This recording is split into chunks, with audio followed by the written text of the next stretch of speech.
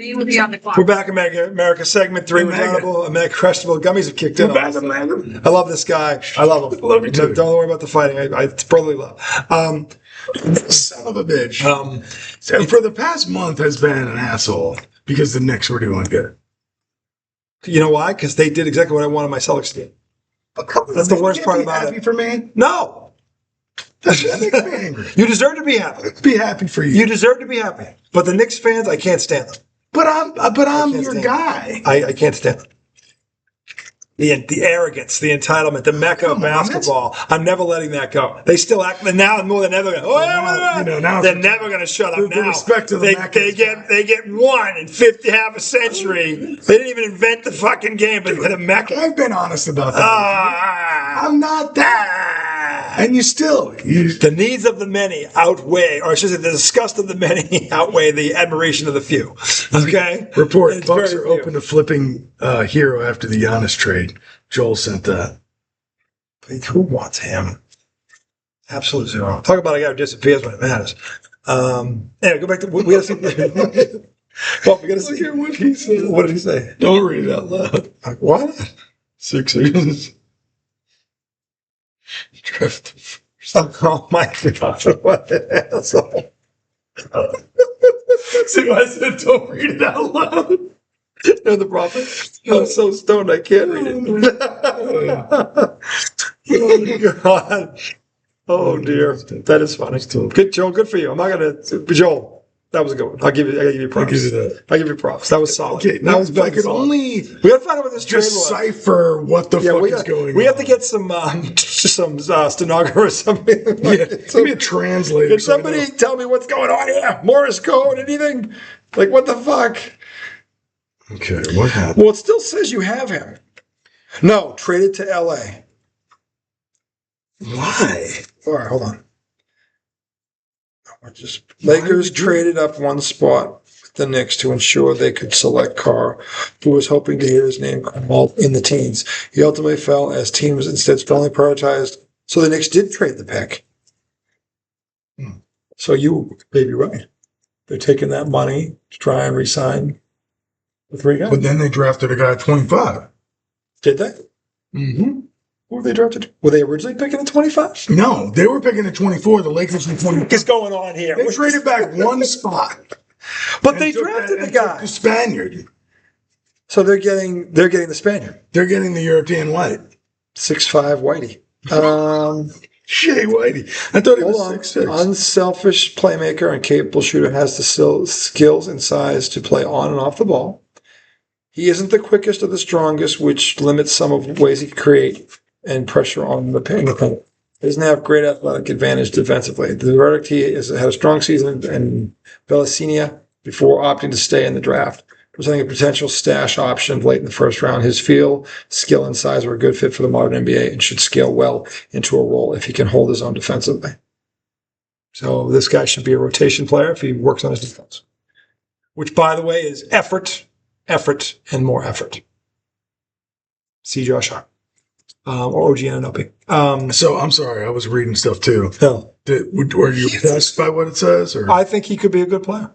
It sounds like he's good. First of all, he's got the thing you can't teach. He has an awareness of the game offensively. He knows how to space the floor. The fact that they say he can play off the ball, that's huge. Because they want to play through Cat. Or Brunson or whoever, but he can play off the ball. That's let me tell you something. That's not sexy, but it's got teeth.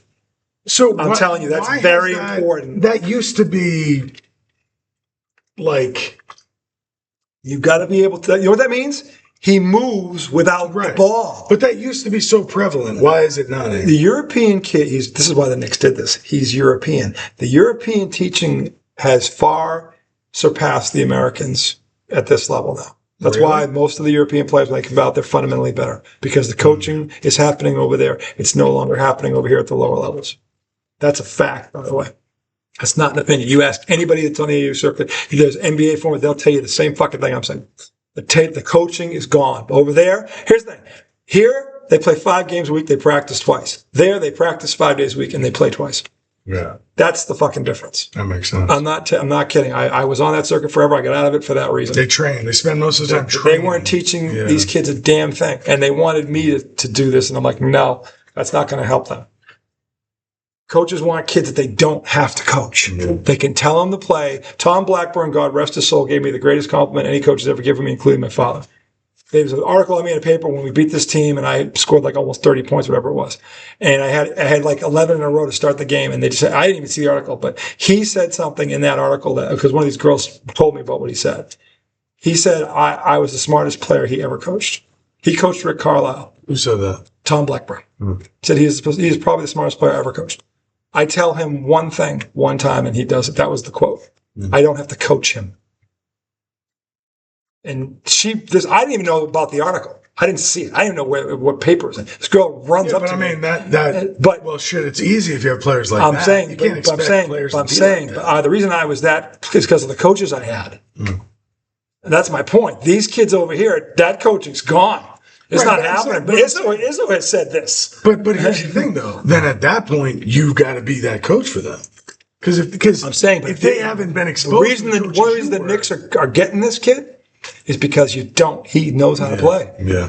Whatever Mike Brown wants to run, that kid can run it. Well, I guess that makes sense because you take 3 guys out of Villanova, they know how to play. Yeah, because Jay Wright's an fucking coach. If you went through that program, you know how to fucking play. I'm saying that's the point.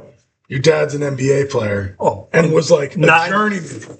Yeah, but he played for Don Chaney. Right, but I mean, Hall of Fame coach. But I'm saying to be a journeyman in the NBA, like you got to know how to fucking play. Yes, you do. Because you're not as talented as anybody. Rick Brunson's one of the smartest players I ever played against. I'll tell you that. Believe me, the apple don't fall too far from the tree on that one. So no, Jalen is certainly, look at his footwork. He is the benefit of excellent coaching. Yeah. Both at home and in college. Because he had his dad at home, and then he had Jay Wright. Dude, you know what I thought was interesting? Rick Brunson was talking about how he used to work him. And so this differed from something I've heard you talk about, also something Kobe always used to talk about. But he was like, look, if somebody tells you they're in the gym 4 hours a day, either they're lying or they're not working hard enough. Exactly.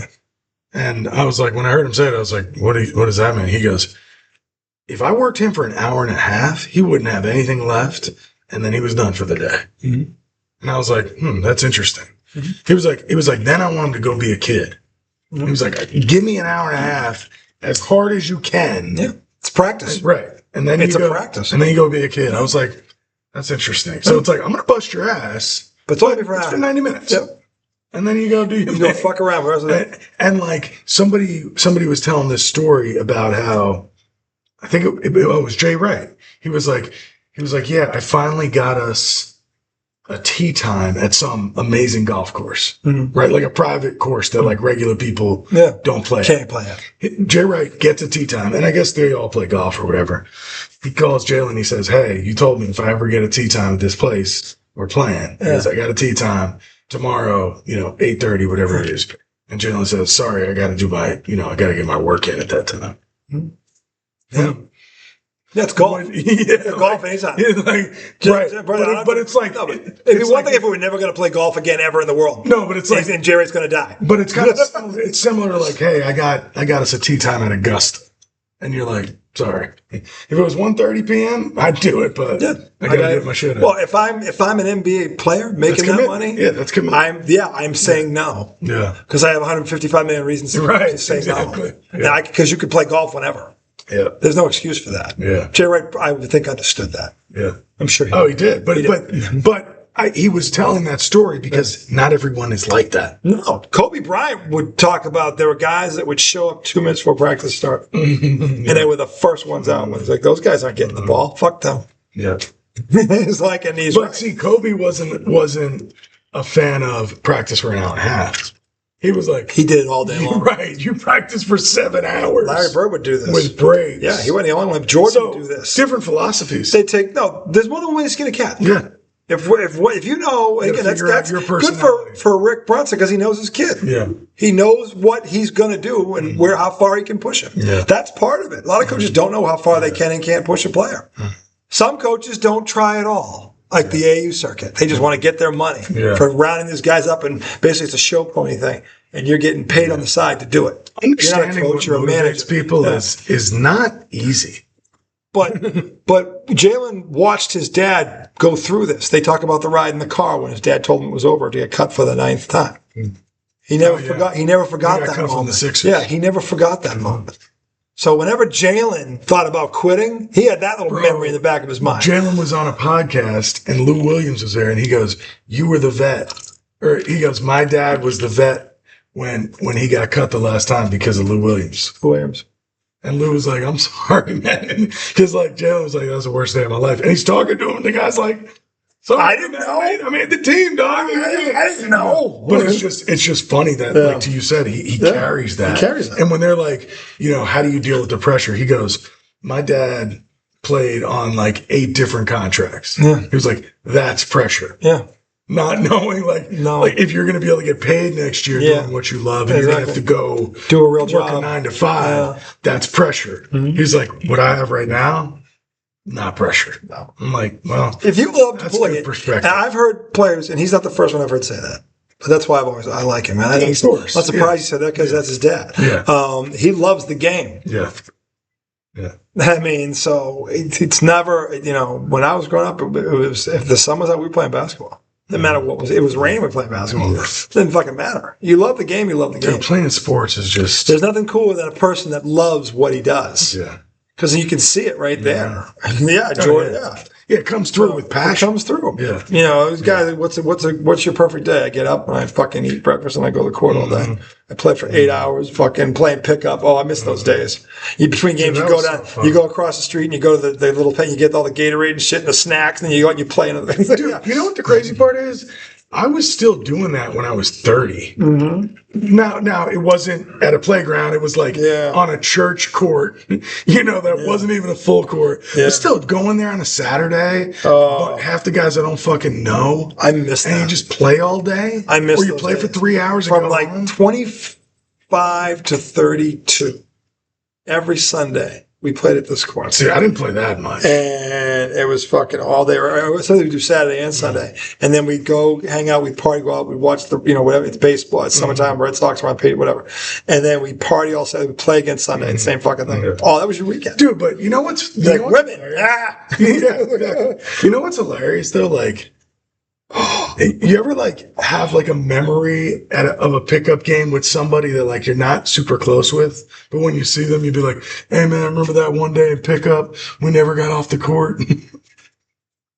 That's the Celtics got. Have you ever felt that? Yes, I have. You didn't hear anything I said. What? I haven't felt what where I was. No, I said, there's a funny thing about pickup is that I've got guys who, I'm cool with, but we're not close friends. Yeah. We see each other once every 4 years. And almost every time one of the guys is like, "You remember that one time where we stayed on the court the whole day?" Oh, God. It's just like a pickup memory. Ian Skinner, one of our biggest fans. Ian's Revenge Tour. Let me tell you this quick one since we're talking. You'll love this. Is this a pickup story? It's a pickup story. Ian brings me to Millis, Mass, which is right next to Franklin. I just drive through it to get to real life. I don't stop in Millis and look around. Ian drags me to this court on this Saturday for the first time. I've never gone to this court. And he gets me and him on, and we get to pick our 5. He picks 2 guys that are both 6'4", 6'5", and me and him. And how tall is Skinner? He's like 6 feet, okay, maybe 5'11". He's like my height. Yeah. So, and he's a good shooter. He's a shooter. And, but he's slow. He's not really quick, but he can shoot. He gets open. Yeah. So he had a great midi. So anyway, he drags on this court. I have no idea what we're doing there. I found out in the middle of the second game what I was doing there. Cause fucking, he had a riff with one of his high school ex. Oh, so he wanted to shit on somebody. Well, they were teammates in high school basketball. They didn't like each other. And so this guy would shit on Ian whenever he was like, "All right, well, payback's going to be a bitch today." So I was the unwitting accomplice in a fucking... Dude, we were on the court for over 5 hours. No, yeah. And the thing is, they were calling people up to get to the court to try to stack teams to beat us. Because we whipped this fucking kid, and he was the one making all the phone calls. Where do I get this guy? And then they called the greatest player in the history of Millis. It was like fucking watching Gladiator when they pull out this fucking homeless guy that he fucking doesn't kill him. He could have killed him. He shits all over him. Fucking. So anyway, this kid shows up, and everybody's like, Mike Mercia. And I'm looking around like, who the fuck's Mike Murph? And the kid goes, dude, he's the best player in the history of the town. He fucking dropped 42 on Trent Forbes, who played at Providence. What's this stuff? I'm like, oh, this is like your GOAT. Oh, okay. I didn't think nothing else. So I fucking I shit all over him. You should have seen this. It was like fucking. I swear I thought Ian was placing bets on the side. It was ridiculous. After the game was over, I'm like, what the fuck was that all about? And don't lie to me. And he goes, brah, I will owe you for that. Let's go get drunk. And I'm like, what are you talking? No, tell me the story. And then he tells me about this Murphy kid who was his brother of the all-time great, who would come down and talk shit, and he never could back it up. He was an okay player, but Skinner was always better than him, and he thought he was better than Skinner. So every time he would always stack his teams against Skinner's teams. So Skinner's like, oh, I got a present for you today. He brought the A squad in, and we just destroyed. It was ridiculous. Pick up nothing. Yeah, I mean, I got at least one dunk in every game. It was ridiculous, and it was fucking. It was ridiculous. And Skinner, I don't think dunk in a game. I don't think Ian missed a shot for about 3 hours. He was so locked in, he never fucking missed. Did he dunked from the 3-point line? No, but he was a shooter. He did a 360 windmill. And the thing is, I always knew he could shoot, but I should have known because he was fucking jacked up. Like 7 alley-oops. But it was no alley-oops. I don't think it was an alley-oop. But the thing is, that day, Skinner probably feels like he owes me for the rest of his life for that, and he didn't tell me until it was over what was really going on. What you did for him. Yeah. He's like, I'll owe you for everything. He hated this kid, Murphy, not his brother, Mike, who was the son. He wanted a piece of this kid in the worst way, and he waited forever. So I don't think I ever stayed on a court for 5 hours. I mean, I would have died. Dude, he was so jacked up. 2 hours max. It was me, Todd, JC, Vance Peroni, him, and Dave Mahoney, who played with me at Zavarian. He's 6'2". This was a super squad for that area. It was ridiculous. It would have been an all-star team in that league. And we just wiped the floor with all these guys. And a lot of them were older than us. And they kept showing up, and we're just bitch slapping all of them. Who'd you guys pick? We picked this kid. Oh, yeah. So, yes, I know what you're saying. I miss those days. They're so much fun. We picked Chris. This is one of the kids I thought we might get. He's a 6'11". 20-minute pickup memories. Let me tell you a quick one here. It only take me 30 quick story. minutes. It only take half of your morning. Yeah, Jim Tracy who was down there. Now, he was 6'2". He was Irish Italian. He was Catholic. Actually, he was Protestant. His family came over from Ireland. Yeah. And before him, there was... That's when he saw his first basketball. From that day on. In addition to me and Skinner, there was Jack Dempsey. It was Peroni. Peroni. Now, Dempsey was... Mahoney and Peroni. Dempsey was a member of the... Dynamic duo. The Irish Republican Army. A Dago and a Mick. He used to put car bombs. Peroni. In English police. I mean, the guy was an animal. But I'll tell you what, he can hit a three. Mahoney's Irish. Mahoney's Irish? Yeah, Dave Mahoney. This kid was whiter than fucking paint. He was fucking white. And he's a great kid. I miss Dave. I love him. And I think Dave knew what was going on. Becky Hammond, get out of here. Are you still talking about this? Because he knew the kick-up memory? Well, we were talking about the Celtics draft, but you went back there. 40 minutes. You got me all fucked up. 40 minutes. No, it's 18. Oh, shit. Shut up. 40, 18. It felt like 40. Well, probably 3.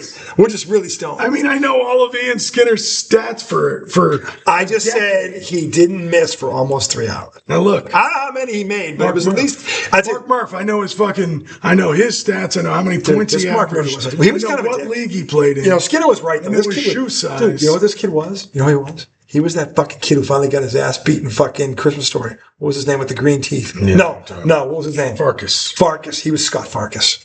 That's who. Dude, you know what's annoying? This is so pathetic. What? So there are Giants players that didn't want to wear the Pride hats on Pride Night. Okay. You know, because they're homophobic. They're homophobic, yeah. And they're hiding behind their religion to say that. It is pathetic. It's so weak. It's so pathetic. Give me a break. You can't, I just can't even look at people. If that's still your problem. Oh my God. In 2026 and you're over the age of 25. Get over yourself. You are a joke. So basically, You're a joke. I don't know if some guys wouldn't wear the hat or they wrote like Bible verses on the hat, so it caused a stir. You saw this? No, it happened. It was kind of like a big to do. The San Francisco Giants. Okay. It's happened before. Guys. You saw you saw this on TV. Yeah. Oh shit. And so their GM, Buster Posey, or president of baseball operations, or whatever. Yeah. He has a press conference and says, "I'm not answering any questions on it." Oh. What the fuck are you talking about? You're a professional baseball organization. You're not going to comment on this You thing? kind of have to, don't exactly. you? I mean, am I taking too many pills here? I mean, I just you can't not address that. You know, to me, because that only makes it worse. To me, what I think is weak is like, pick a side. Yeah. Okay. That's the problem. Can't admit it. Either admit you don't like gay people. Can't admit it. Admit it's you don't bad like PR move, and he knows it. Or be. You know why it's a bad PR move? Because you're a dick. And realize that, it's completely normal to support people like this. I mean, to not is abnormal. It's ridiculous. And that you have not been. I understand my generation. We thought it was until we found out the truth. We found the truth, though. Most normal people understood it. All right, my bad. And we were not. We didn't know. We didn't know. It's called evolution. Yeah, we now know. Like, all right, we get it. All right, we need an explanation. There is one. Okay, valid one. So, give me a break. It's just, and the fact that you didn't do your research and you don't even know that is pathetic. What happens is, as you're growing up and you learn about things that are much different than you, a lot of times when you're immature, your first reaction is, that's fucking weird. Yeah. That's gross. That's whatever. And then if you progress and grow as a human being, you can look back and go, what the fuck was that all about? There was no reason to act literally for the first time, this is true. For the first, I would say, 20 to 23 years of my life, stand-up comedians, that was half their act. Right. And then when they got the truth, whatever was about, then they realized, okay, I didn't know what the fuck I was talking. Okay? And none of us did. Okay? But the educated... okay, all right, that's wrong. It was also there was a time where anything that wasn't good or was dumb or whatever was gay. It was right. Yeah, that's gay. Yep. And I remember, and still to this day, people say, "Well, I don't mean it like that." But it's like, yeah, but what does it mean then? You're saying it as a word to describe something you dislike or you think isn't good. It's weird or whatever. It's weird, whatever. Yeah, whatever it is. Right. So it's like. But looking back, what needed to happen was I needed to interact and meet gay people and become friends with gay people. And going to college and working does that. Because you're not just around your own friend group. Yeah. You start to, build relationships with different people and you're like, man, why was I hating on some shit like that? And mine was in my family. Right. That was my first. Well, that's usually when people are introduced. And I didn't know it. I was 13. I'll never forget this. And that's when everything changed for me. Like, what are you doing? Then I started to read up on it and learn how, do your research. Right. I want to know. Yeah. Okay. So I'm like, all right, I was wrong on this. Totally wrong on this. And I wasn't alone, but still, I wanted to find out. And it was because you're wrong. I was wrong. Totally wrong. But I mean, it was when I found out. They're all monsters. No, sometimes it's just lack of knowledge. Yeah. But once you get educated on once you are grown, you have to inform yourself. So you have to at least do that. If you want to be a slimeball after that, then you're just an evil person. But it's like, be open to the world. Yeah. I mean, it's not like, you always say, I've heard, and a lot of people say this, they live and let live, but they don't really mean that. Only when it's convenient for them. Yeah. That's not true, because if that were true, you wouldn't feel this way. But I still have people that feel like that I know that feel like that about them. It's like, did you grow up? Did you get out of middle school? Right. That's when that should have ended in my time. Anyway, that 7 or 8 year window, 10 whatever, that should have ended. If it didn't, you either didn't educate yourself or you just didn't want to hear it. And that's even worse. Yeah. So I just, no. Yeah. But point is that this guy doesn't respond. The Knicks guy, whatever, right? No. San Francisco Giants. The Giants guy. Yeah, what the fuck? Buster Posey, who was a great baseball player. He was. And well respected. But it's like, man, as an organization, why can't you just say, hey, we support all people, and that includes having a pride night, because we support members of the LGBTQ community. Yeah. That's not political. No, it's not. It's you know what it is? They're people. It's They're not yeah, politics. it's decency. Right. Okay. It's just not politics. It's just you're a good person. And it's not you accept religion. people that don't have what are different from you in this way. Whatever it is. Bro, it has nothing to accept do with everybody. religion. None. Nothing at all to do None. with religion. None. Bigotry was written into religion by bigots. You're not born with the ability to hate. You are taught to hate. Yes. You are taught You learn it. to hate. And that, to me, and the fact that there's still 30% of that in this country sickens me. Probably more than that. Well, at least that we know about. There's 30. Hopefully it's shrinking. If you have two eyes that work and two ears that work, and you're seeing what this dickwad has been doing for the past 18 months, and you haven't changed on him, you are fucking hopeless. You are a loser at life. You are a suckbag at fucking. You don't. I mean, honestly. Or you're in denial. That's even worse, Tom. That's even worse. You can't admit that you're wrong about something that you know deep down. Becky Everybody, Hammond shit. it's pretty obvious. That's Becky Hammond shit. Yeah, Did we talk about this on air already? Or was that off air? We talked about it in segment 1. Oh, okay. And Becky Hammond, what the fuck? Jalen Brunson proved history wrong. You know, I hate the Knicks with every fiber of my being, but give the man his credit. Bro. He's a great little man. He helped that. He led that team to victory. He was the best player in that finals. And we've been saying that regardless for a year of now. how it went down. He was the best small man in the league. He's been the best ball in the NBA for 2 years. Yeah. In my opinion, at least 2 years. At least 2 years. So maybe more. Yeah. But I mean, definitely last 2. So maybe not 3 because Steph was, but Steph was still Steph. He's doing more than Steph. He is now. And he's now, like Steph, led a team to a title. Yeah. And you have to give it to him. Yeah. So the point is, however it got there, he did it. So, dude, I love the way he carries himself. Yeah, he's a fucking, you tell he fucking reads the Tom Brady playbook. Yes. Like if I could close Brady, my eyes, Jeter. if I could close my eyes and listen to him talk about that's fucking Tom Brady. Yeah. I've heard this speech before. He's better. You know who else he reminds me of? In ways. But I'm not saying he's Tom Brady. Let's not. He remards me of Eli. He's won a championship. A lot of guys win a championship. That doesn't mean anything. That's good. He reminds me a little bit of Eli. He's a big difference in the personality. Eli has but he's not dumb. He Jalen Brunson doesn't act like that goofy. at all. He's goofy. Like Jalen Brunson ain't goofy. No, it's not that part. It's the calmness about them. It's Eli Manning. Oh my God, he just doesn't get nervous. No. And if you grew up with your brother who was Peyton Manning, you probably wouldn't get nervous about anything either. Right. But the other part is that's pressure. He also doesn't get too excited. You know what I'm saying? Like Peyton loses. He's always too excited. He loses. He's always maintaining this kind of like, and in the biggest moments, his heartbeat would just be like Dennis Johnson, Joe Dumars. These guys are out there. Yeah. I've seen him before. He's just the latest version of it. I think Jalen's like that. I'm saying he's the latest version. I've seen it before. Okay, from little guys, big. They have this. The ones like Tim Duncan, they have this calmness about them. He's just the latest. Mm-hmm. So Big Papi. Big Papi had this calmness to him. Manny Ramirez was an idiot, but when that fucker got, what a hitter! Yeah, but Big Papi in the clutch was. He's the clutchest baseball player I've ever seen. In my life, and that includes Mariano Rivera. That's what we're talking about. In terms of clutch moments, you've got Brady, Bird, Jordan. Yeah. Jordan was clutch. Bird is the most clutch player I've ever seen. Big Papi clutches all good. Pat Riley had the greatest line ever. You probably heard it. He said, if I had to take one shot to win a game, I'm picking Michael Jordan. If I had to take one shot to save my life, I'm taking Larry Bird.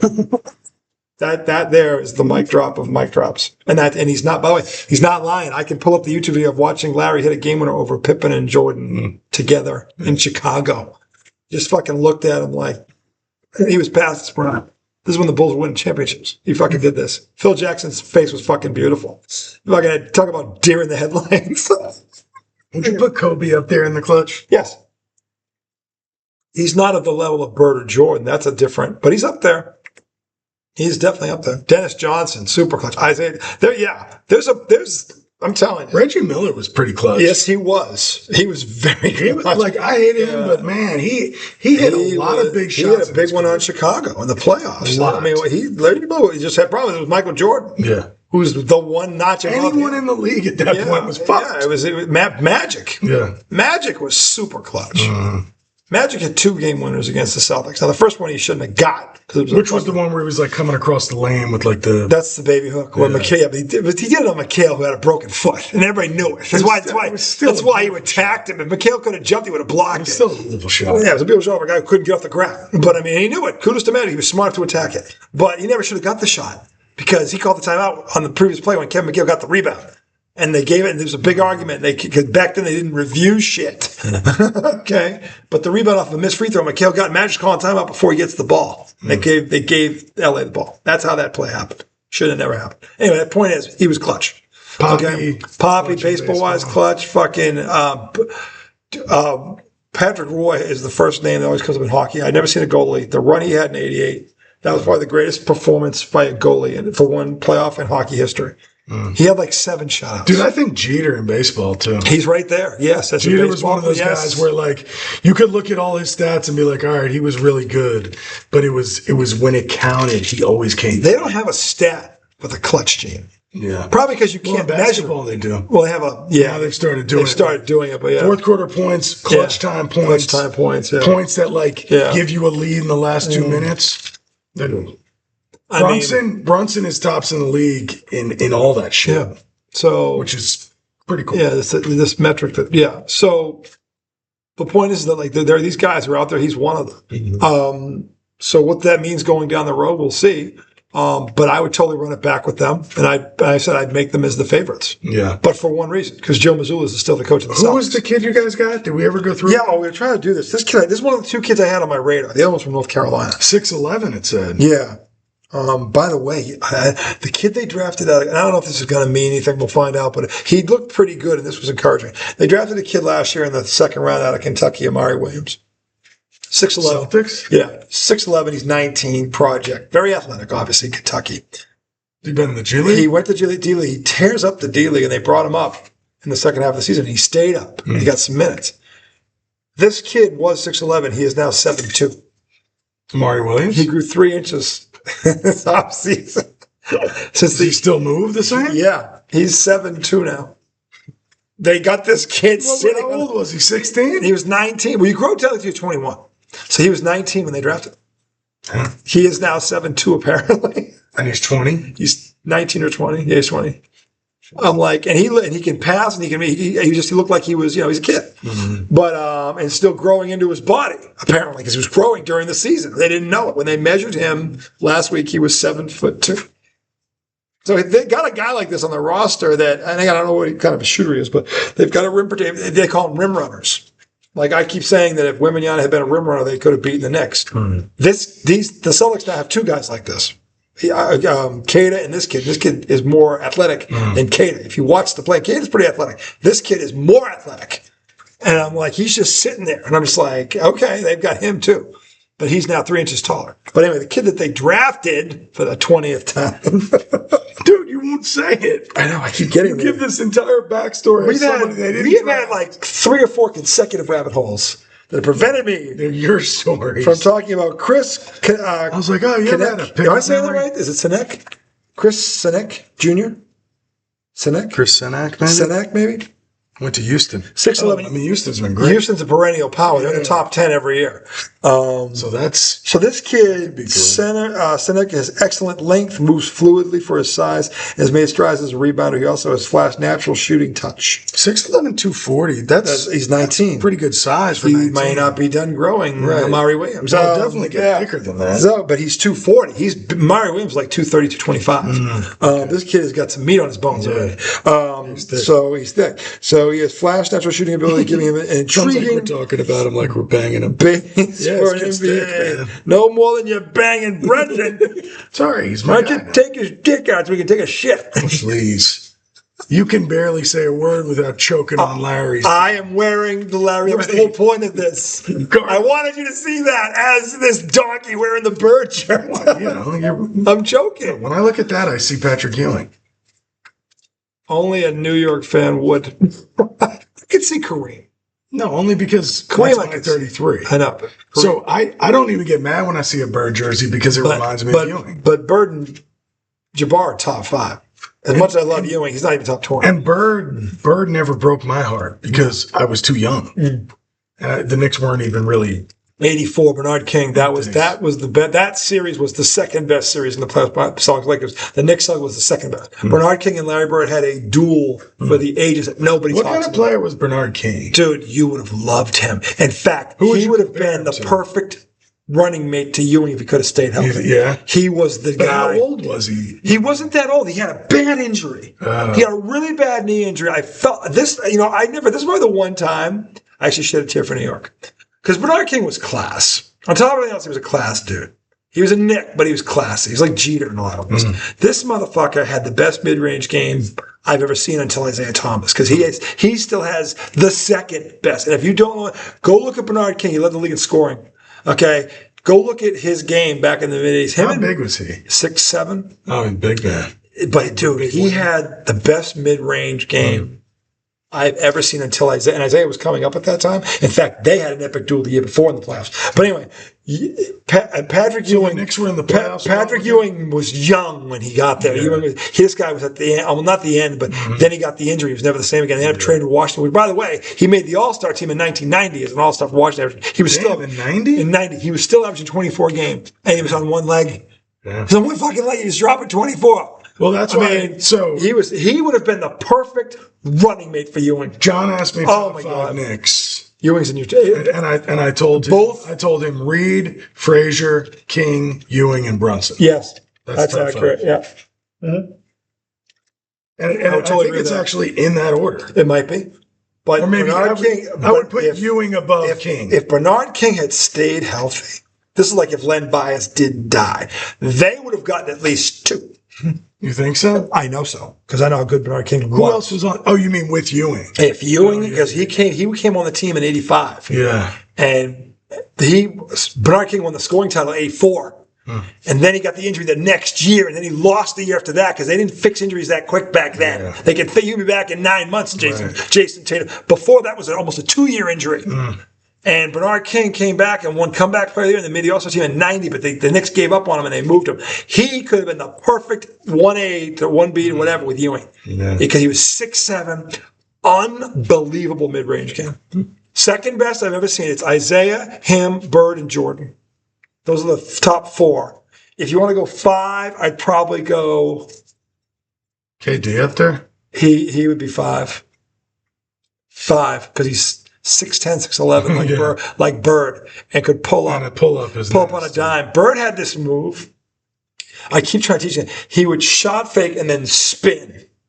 And he does it against Dr. J, actually. And because Jay was a leaper.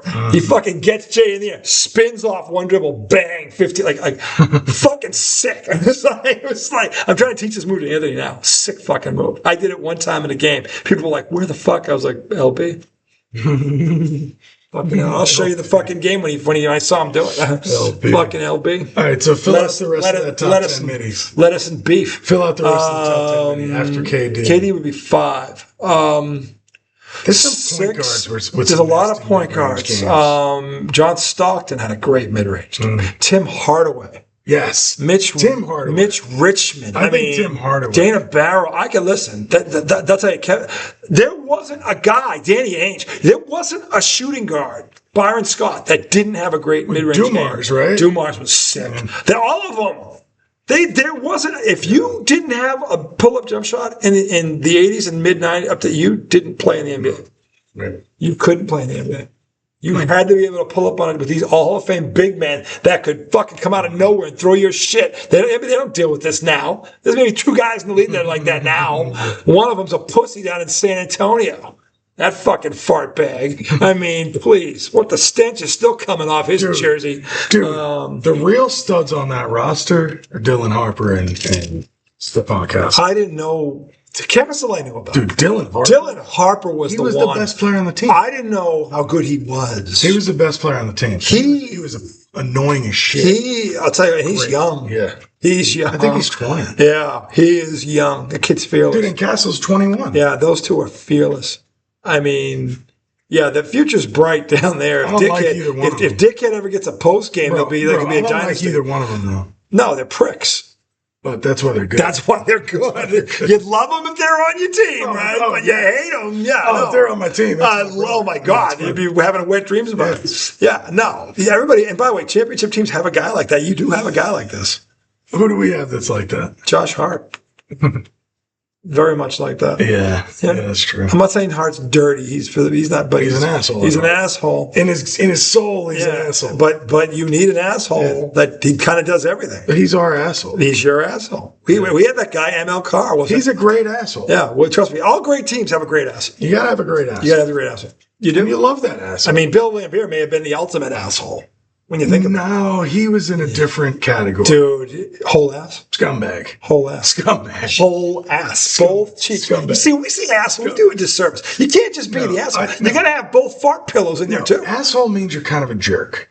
But if you were a whole ass, was dirty. Asshole dirty? Borderline scumbag. Was he unwiped ass dirty? That's dirty.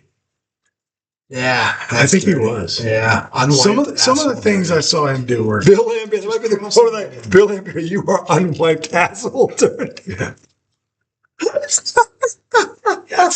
You don't get a much more descriptive than that, do you, folks? That kind of hits the nail right on the head. Well, what were you going for there? I'm going for unwiped, dirty asshole. I prefer scumbag. Not as gross. I'd rather be called a scumbag. Yeah. No, I prefer calling him a scumbag. He's gross. I prefer calling him a scumbag. No, Bill's worst. Bill's the unwiped asshole. Okay. Dirty. You said it. Dirty. So who's the asshole on the Celtics? Well, first it was Rick. It's Jaylen Brown, isn't it? Yeah. He really, I mean, no, he's an asshole in the sense that he keeps crying he's underappreciated while he's walking to the bank with that ridiculous paycheck that by the way, he's not worth. So I'm not saying he should be the asshole. And he keeps, by the way, he keeps dissing his friend. What did Jason Tatum ever do to Jaylen Brown? All right, so who's the asshole? Is it Pritchard? Pritchard's kind of an asshole. He's kind of got that. He's kind of an asshole. I mean, not in a way that.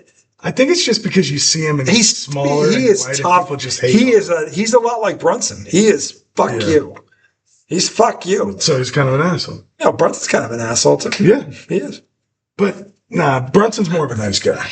Off the court, he is that's not what I'm talking about. On the court, though, you even say that he whines too much.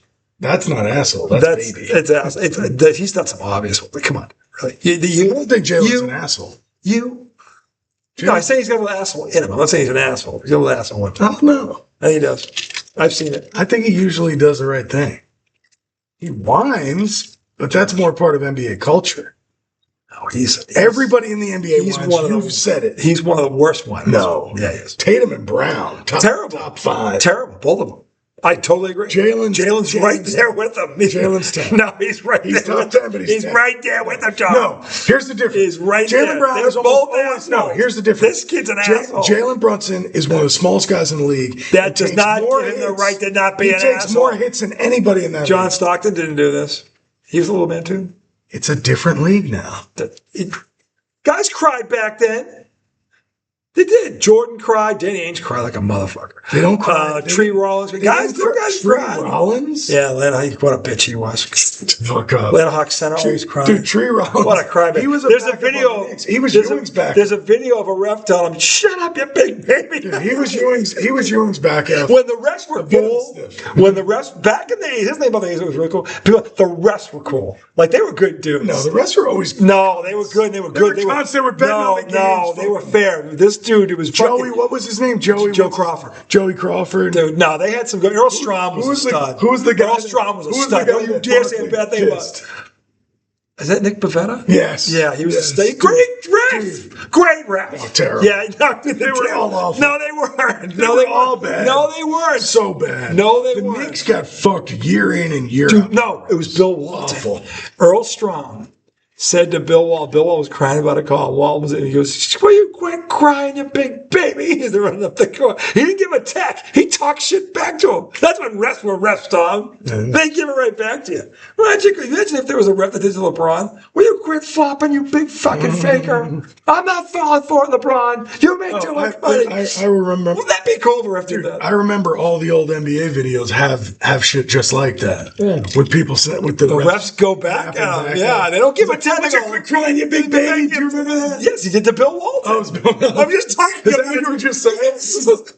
Dude, I remember that clip. What the hell was in that gummy? No, I was watching this. Apparently, this kid, He wasn't here. Joshua Jefferson, took a chance, sat in the stands for the NBA draft, hoping that he'd be drafted, and he was picked at the end of the first round. Oh, good That's for him. pretty cool. That's a feel-good story. That's pretty cool. Oh, I like that. I can feel good. I don't know who he is. Probably gonna make the roster. No, I didn't say that. You're bagging groceries in a month, but listen. Well, dude, you know what I read about the fucking Knicks pick? What? The kid from Spain? Yeah.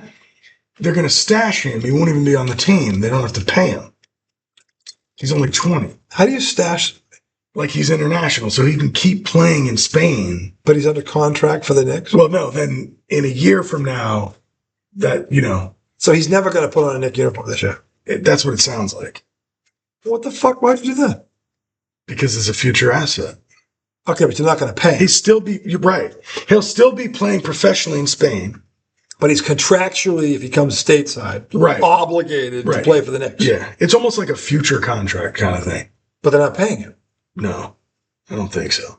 At least if they are, it's not on the books for their salary. That's really weird. That's what we call a loophole, America. That's called stashing. That's a loophole. Yeah. Stash it. They're going to stash it. They're going to stash it. Somebody on Twitter. Yeah, there's always that one guy going, shrewd. The Garden is Rocking on Twitter says, or X, the New York Knicks are on the clock, but who cares about the draft? We are champs. That's funny. First time in 53 years, you'll let him have one. Exactly. Give him a cookie every now and then. Look at So that. then, So cute. Marshall Green writes, Leon Rose might have done it again, and shows highlights of this Spanish guy who we might not even see for a year or two. Maybe two. Probably two. Yeah, he just vanished for like 2 years somewhere in Europe. And then he came stateside. Hey, we still have Prince Debit writes Nixon 5. that one get a little old. Yeah. That one's kind of, it sounded like 6, 7. Conviction 5. No shit, asshole. We saw it. Thank you, Captain Obvious. So, you know, it was. You sure wasn't 6? You know, it was interesting at the parade. Should have been 7. I was a little disappointed in the energy in parts of the parade. They were drunk for 5 days. Now, just listen. Okay? So we're all stuck down there, right? Look crazy. Look, we're all stuck down there. We can't see the parade, and I get it. People are kind of frustrated. But, like, what can we do? Like, we can't move anywhere. I tried to start multiple chants. And while they picked up some steam, they didn't go. They should have reverberated throughout the fucking city.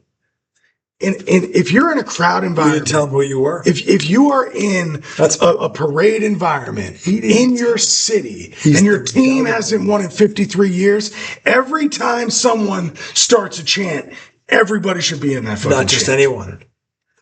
Well, if I start a chant, redoubtable. So here's It can't be just anyone. It has to be that should be your next T-shirt. It can't be anyone. It has to be the redoubtable one. So here's my thing. Okay, so But he was there. and look, I did What the fuck? Look, and I wasn't starting Nixon 5 chants. Okay, I hope. no, I was trying to do the standard Jalen Brunson. Okay, that cheer should pick up like fucking wildfire. If for no other reason, the 45 piece he dropped in 5. You're literally talking about putting this guy in the rafters already. Okay, if I Oh, he's in the Raptors now. Right. He has to play another minute. If I start a chant with this man's name in it, with the 3 claps after it, you follow it up with Jalen Brunson. Jalen Brunson. Like, that should just start and just spread. I'm for like trying to be 30 fair. seconds. Were they not hungover for 5 days after 5 days of party? Look, I don't know what it was. I think that's what it was. And I will say, my chant sustained probably for 15 seconds, which is pretty good. Okay? Not great. I won 30. You know what I'm saying? Are we rating the... 15. Are we rating this right now? 15, 20 seconds for a chant, I think is pretty good. But not at a parade. Come on. At a parade, every time a chant starts, you should go. But I don't know what it was. I think people were disappointed at first. Well, I think there's 2 things here. I don't know. So I'll be fair. It's just a hunch. there was some discouragement First of all, in the crowd. they couldn't see the parade. He wasn't the only one that was pissed off about this. No. And he had a right to be, and so did they. Tons of people. They should. Man, they're there. They show up. You're not going to make sure they get a view. Hundreds of thousands of with you. Look, at least hundreds of thousands. Talk of about dropping the ball. Couldn't see it. Talk about dropping the ball. Yeah. Talk about not reading the room. Okay, first of all, start with the fucking size of the fucking room. But here's my idiots. But here's my thing. Idiots. Dolan is a donkey. I can understand you being frustrated, but at some point you got to try to pull it together and go, you know what? We're just going to fucking enjoy this.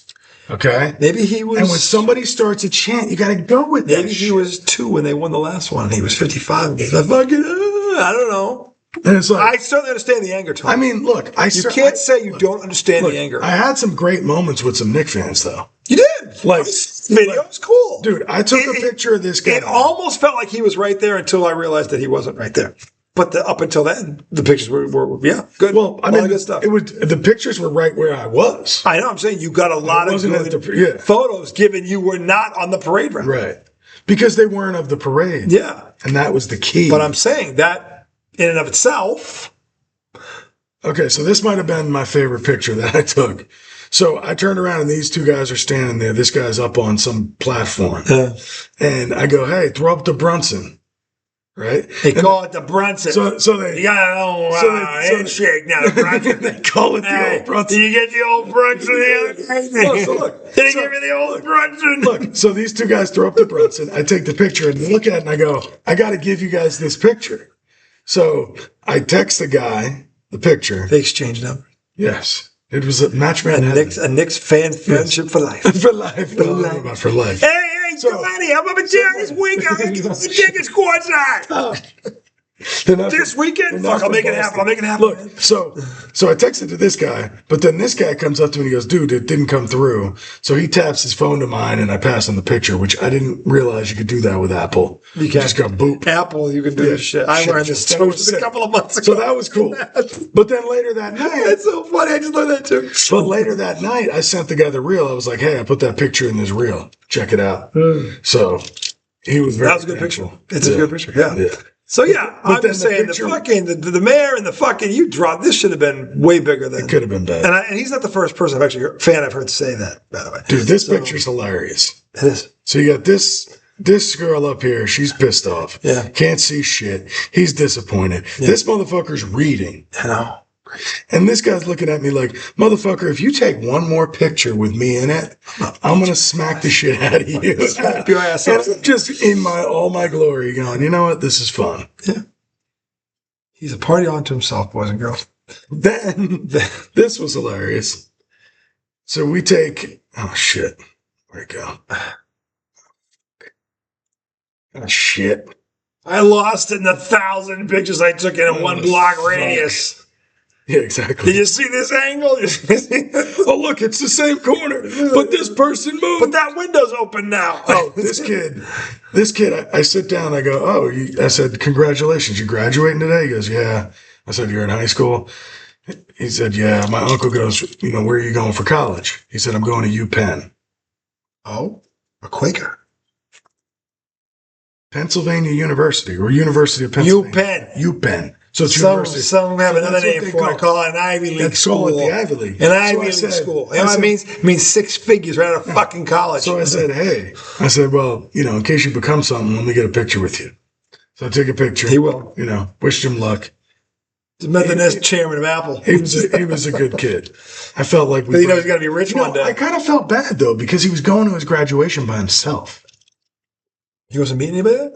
Well, I mean, don't you go to your own graduation with your family usually? Well, if you have to get there early to set up, you might take your own car. I know, I did. That's possible. So you had to go early? Yeah, I did. They came in their own car. I had to get there early. Thing. Oh, when I graduated, I don't know what happened. I just hope he wasn't going. I don't know with your graduation. We had to get there like an hour and a half before to fucking get everybody in the right fucking spot. Wasn't alone for his graduation. Yeah, I hope he wasn't either. I'm just saying there's a possibility he was going ahead. The other thing that pissed me off. Yeah. So the night I get there, Wednesday is the day before the parade. So my train gets in at like 11 p.m. at Penn Station. Well, that wastes a day right there. Well, I had to work. I left after work. That's true. So I went up Wednesday night. That was fine. Okay. But my plan was, okay, when you get to Penn Station, don't go right to Brooklyn. Go into the city. Because all you have to do is pop right up. You're right at the Garden. Yes. That station. Yeah. So I wanted to take pictures of the garden lit up orange and blue. So I pop up there. Look at it. What is that? The garden should be orange and blue. I don't know why it's maybe silver. Purple. I mean, the garden should be orange and blue till next season. I would think so. Right? Nothing else. Well, I mean, the Liberty play there, right? No. They play in Brooklyn. And there's nothing. And hockey's over. Hockey's over. They have the Rangers, right? So, the Islanders too, right? The Islanders play on Long Island. I'm sorry. Yeah. And the Rangers play there. The Rangers play there, but it's over. It's over. Yeah. So my thing is like, okay, you might have hockey concerts there. Hockey starts 1 month before basketball. You might have whatever's there. The Knicks colors should be blaring at all times. And who owns the building? Jim Dolan.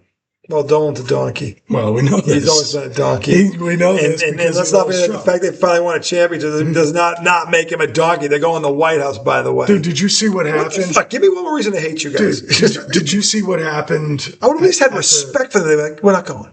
All right, you know what? Cool. You took a stand. Did you see the what happened at the ceremony? No. So Mom Dami gave this speech. And it was a really good speech. It was a little long-winded and politician. You got more gas in it than a politician. Well, it was like, dude, okay, that's saying something, Ed. We get you're a good speaker. We'd rather hear from Kat and Josh Hart and Mikal Bridges and OG. No one came to see you. Right. Okay. But anyway, we're all in purple and gold, not suits. Dude, but he did give a good speech. Okay, but a lot of it was just kind of like annoying. Going back through the Knicks' history of like bad teams over the past 20 years. We sucked. Right. No, but it was more like we watched Tony Douglas. Like it was, I don't know, it was a little annoying. Anyway, he gets done. Jim Dolan comes up there and he goes, look, I don't need your vote. He goes, and that's what he said. He goes, I don't need your vote and I don't need to tell you about Knicks history because if you're a real fan, you already know about it. Okay. And it was just like, damn, why'd you have to bring the room down? Like he was taking a political shot at Mamdani because they're on opposite sides of the line. Yes, you know. And it was just like Dolan's a donkey. Like what a he kind of knew what he was talking about with Mamdani because it just felt very theatrical. He's a politician. Yeah. But he probably didn't have to address it in that moment because it just brought down the energy.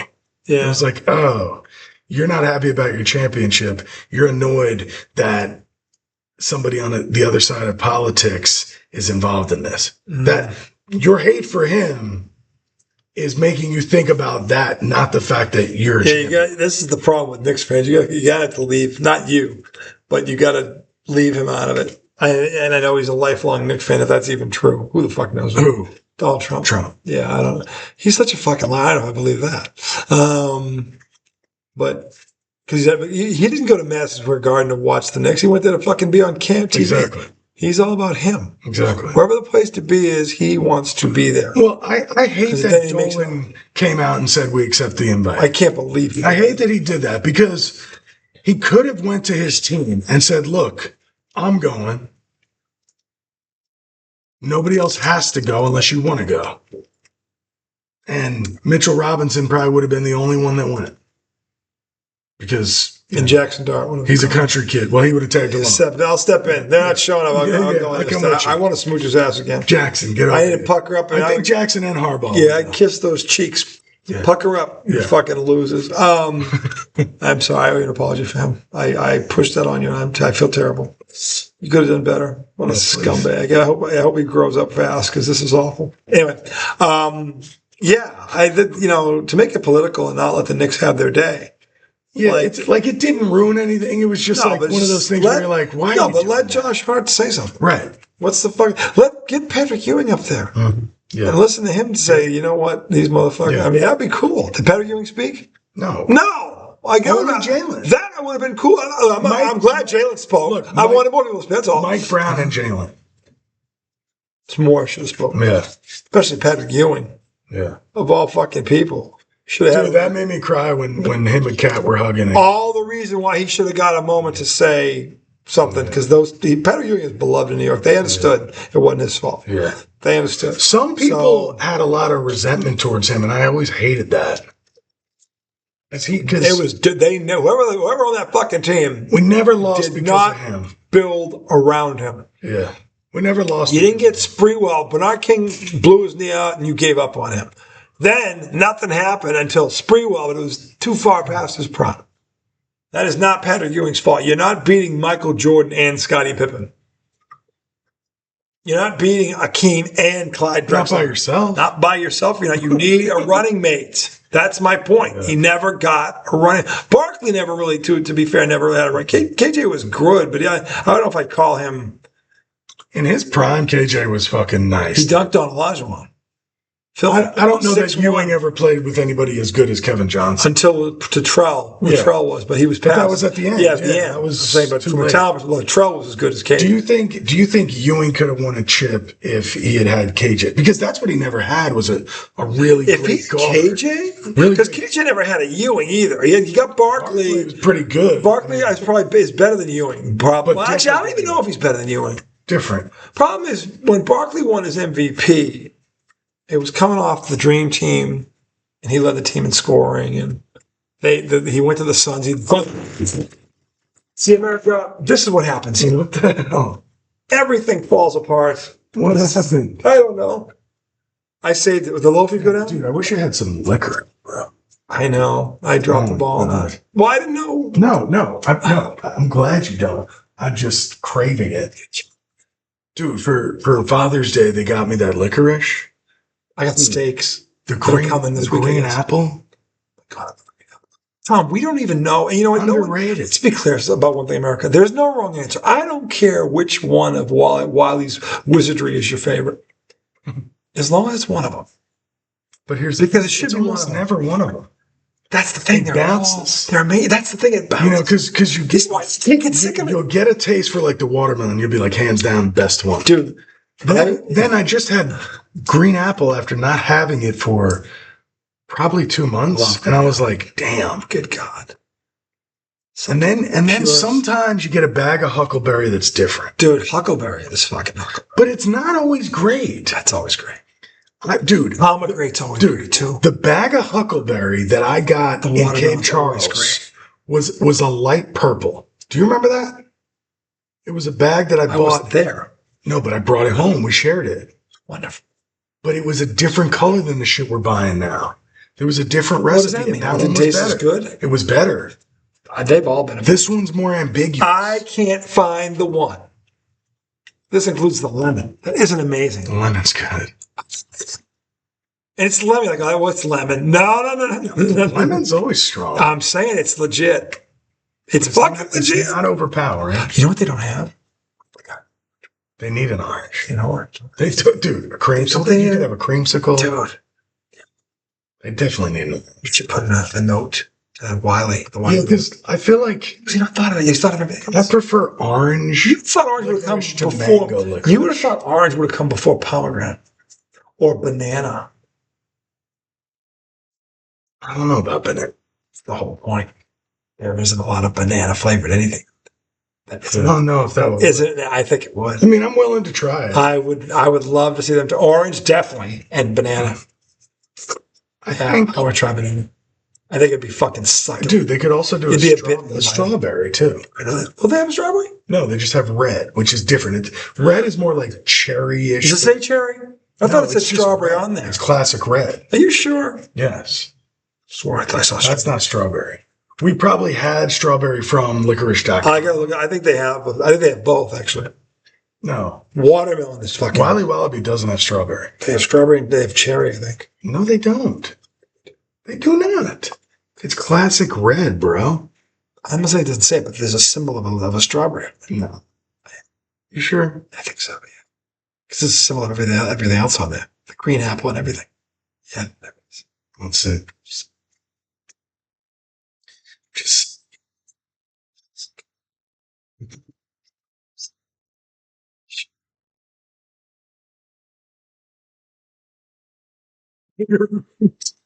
You're right. You're right. It says natural strawberry flavored licorice. I'm saying to you. I didn't know that was strawberry. How do they have orange? It doesn't taste like strawberry. Yes, it does. No. Wonderful. It just tastes like red. What does it even fucking mean? It could be apple. Yeah, it just tastes like red. No, it tastes like strawberry. It tastes like red. Little slices of watermelon. There's the mixed. I love this, dude. Saturday, I was gonna say to you, I'm glad you pulled that up. Saturday at Lawton's party, because Friday night when we left, we abused those Wiley Wallabies. Yeah. I felt bad, so I bought 4 fucking bags. Oh, nice. I got 2 of this classic red strawberry. I got 2 of the mixed berry. That fucking party. I came in for the after party back at Lawton's house. I fucking dropped the bag. The person opened up, and one of the women screamed. It wasn't a cry, a horror cry. It was like, oh my God! Like it was the biggest dick they ever saw on their live screen. I was like that. Just saying. And they loved it. Blueberry pomegranate. Those are good. Saying it can change. It can change week to The week. interesting part is blasted berry is huckleberry, blueberry pomegranate, and triple berry. How come they don't sell the triple berry on its own? And it's succulent too. All 3 of those are good. But you can't even really know which one you're eating. Well, you can taste grape. Grape is not in there. No, not that one. But I'm just saying there is grape. They need grape. Wait, they don't have grape. No. Is that true? Yes. They have blueberry pomegranate. They don't have grape. All right, we have to make a list. So they eat grape, orange, and banana.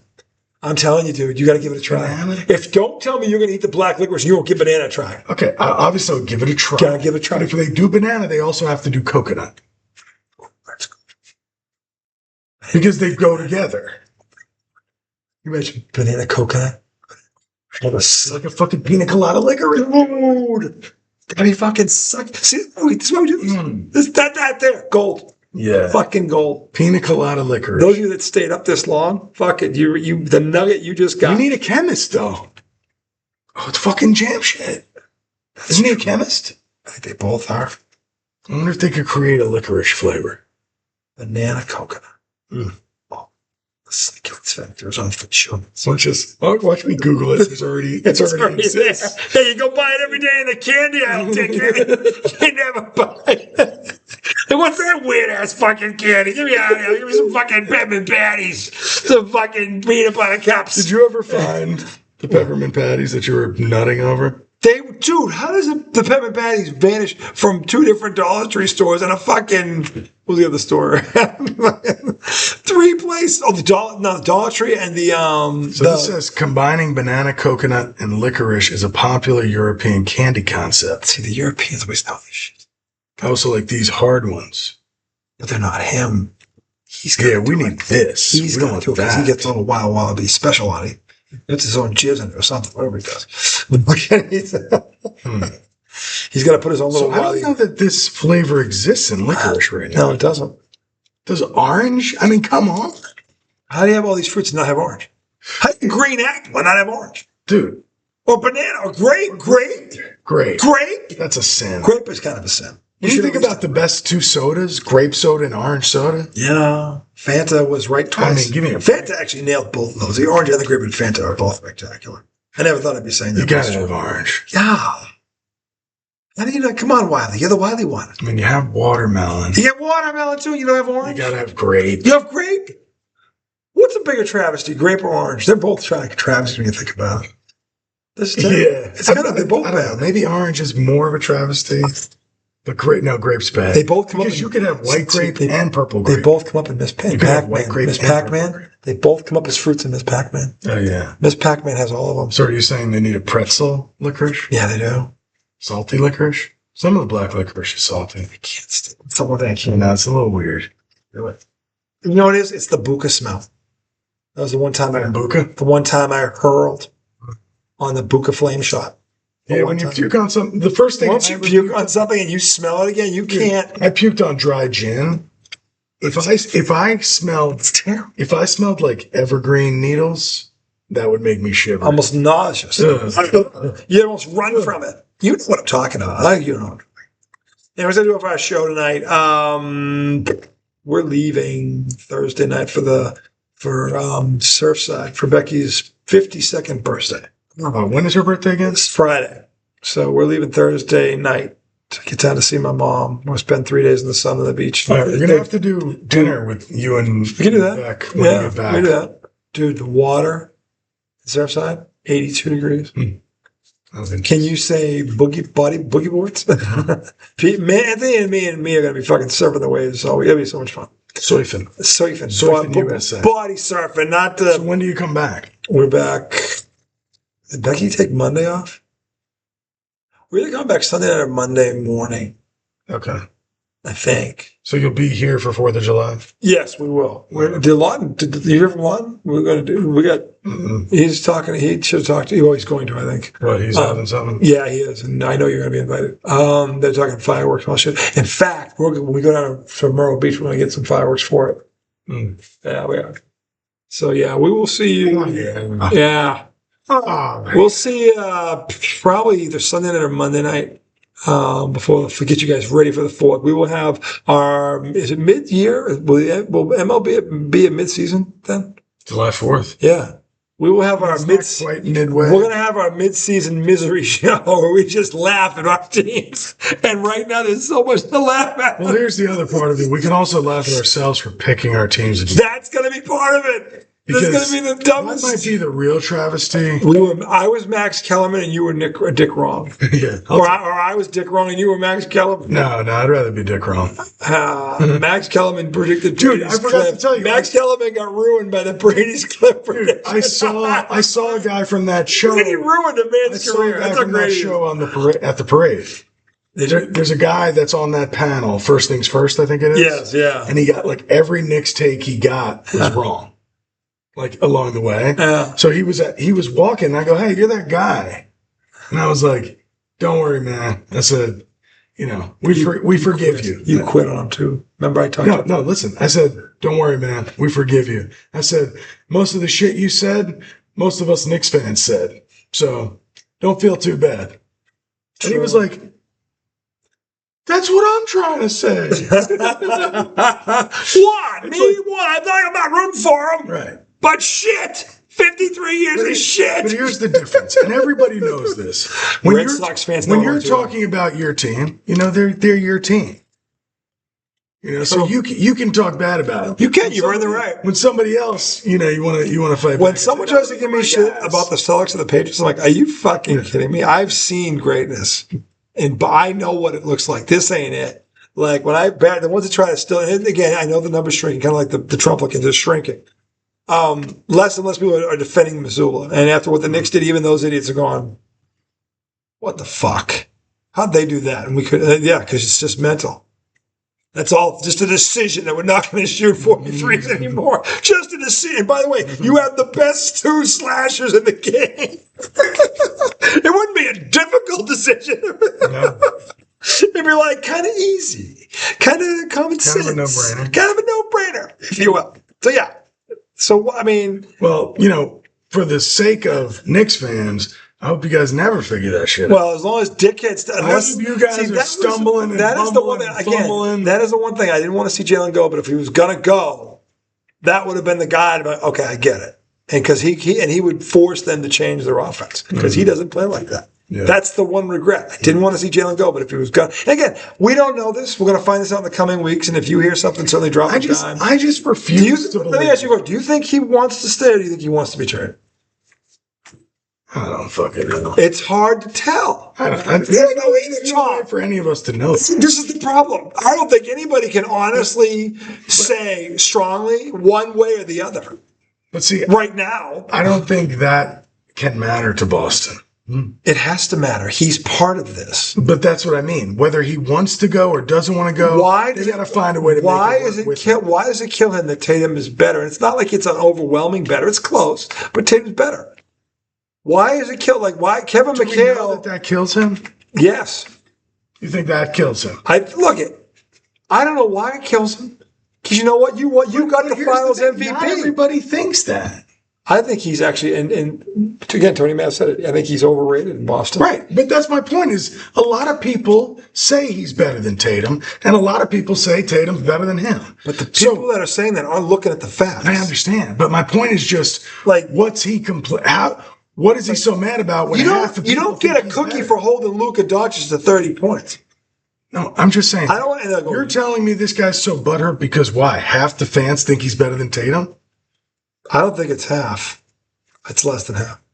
40%? No, it's like closer to 25. I don't know about that. I do. I'm a Celtic fan, and I know this. Yeah? Most of the Celtic fans are like, Tatum's better. They know he's better. Because I don't know. Sometimes they know he's a better sometimes player. I hear Tatum's a better ball handler. He's a better shooter, I better understand rebounder, just as good a defender, I feel better like passer. I hear more than 25% noise about Brown being better. That's because Brown is the one. Brown tweets or broadcasts or whatever, like every fucking week. When was the last time you saw a Jason Tatum podcast? You never see it. And again, it's all about the news cycle. If you're in the news cycle and you're being talked about, public opinion. It's perception is reality. But the real Celtics fans know that there was never a question if one of these guys who it was going to be and who it should be.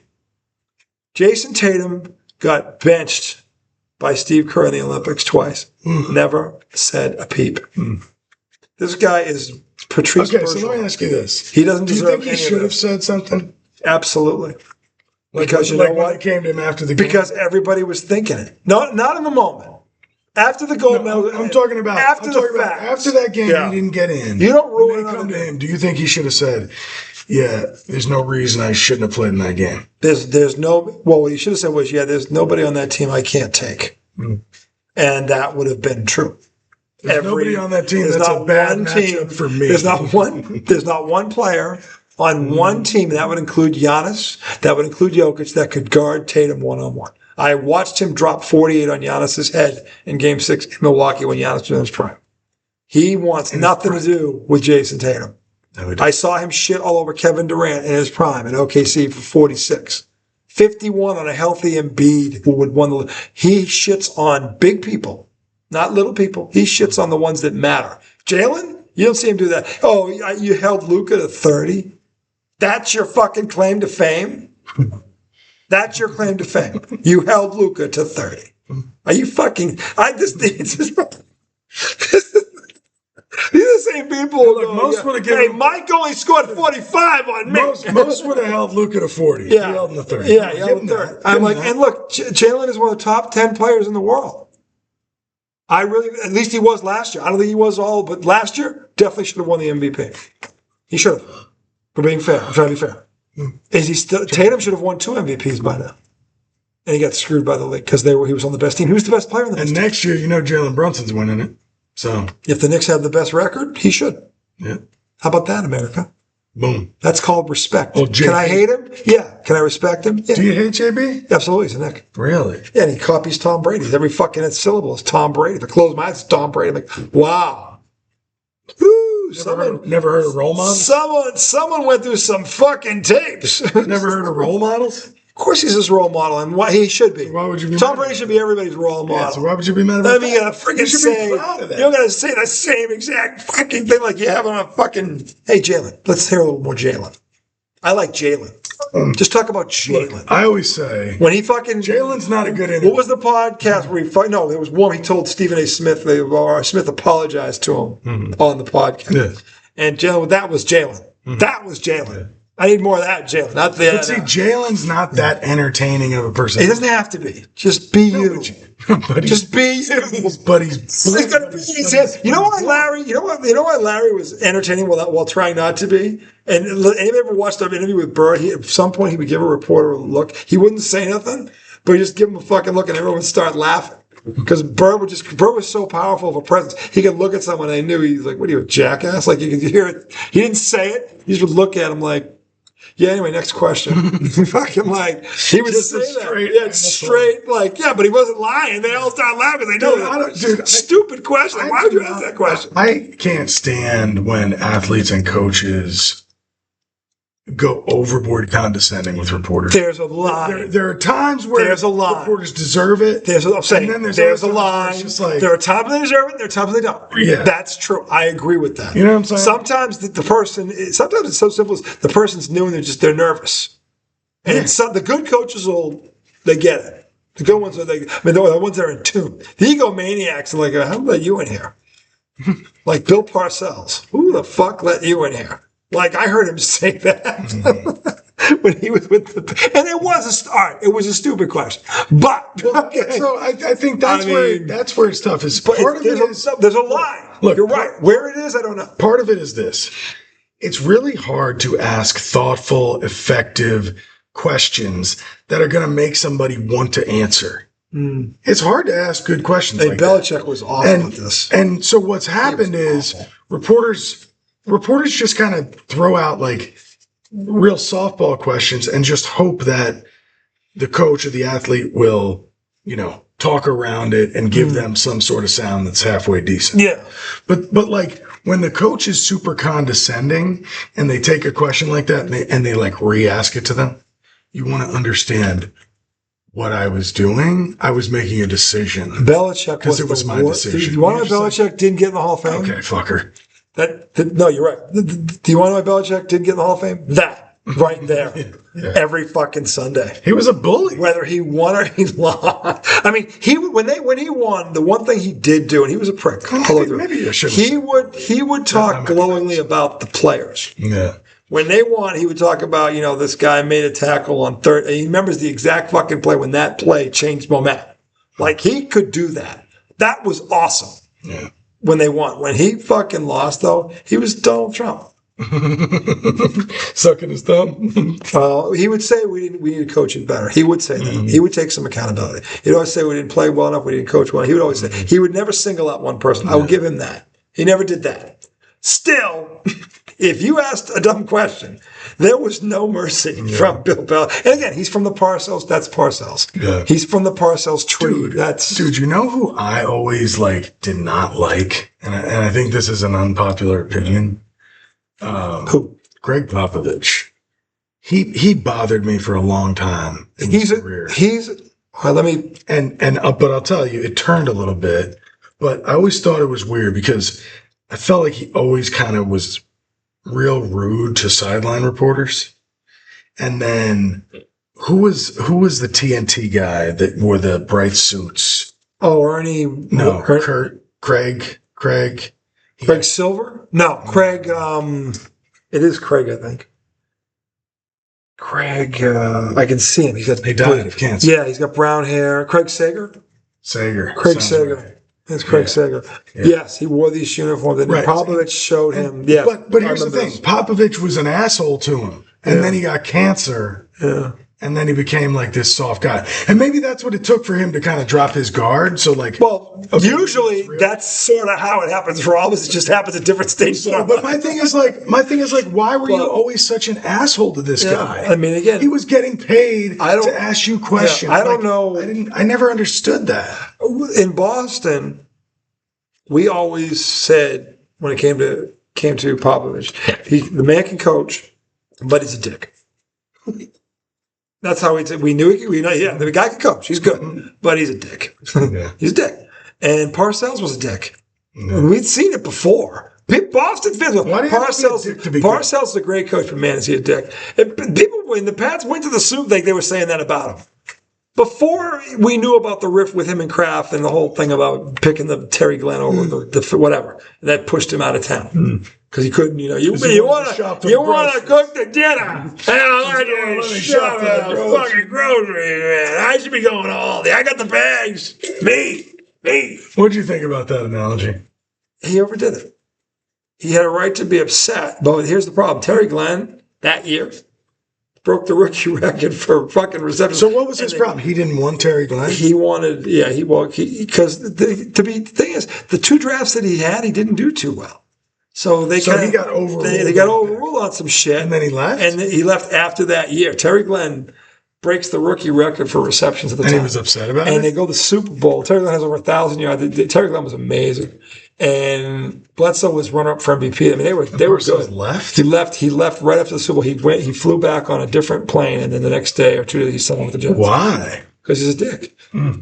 He couldn't be happy, now he did say in the interview with Belichick, his regret was how things ended in New England. I should have handled that better. He does say that. Now, he doesn't go into what that means. Does that mean the departure, or I should have stayed and made it work? Because he sees Bill's success and goes, that could have been me. And it could have.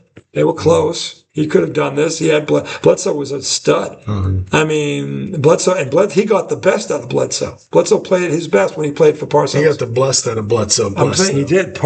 Bledsoe, when he had him, was a buck 23. Yeah, buck 23. Anyway, fucking the Knicks are assholes. No, the Knicks are champions, and they are legit champions. Yeah, today I was getting coffee, right? And I'm like this. So I got my back this way, and there's people waiting behind me. And this guy who's from Long Island, he walks up and he goes, "Number one dad, eh?" And I was like, "Number one Knicks dad." That's right, Knicks dad. Okay. Oh, the difference. It is different. Number one Knicks dad. Yeah. You don't hear me saying Celtics dad, do you? No, never. You get to have 100 championships. That's right. So eat shit. I don't gotta say it.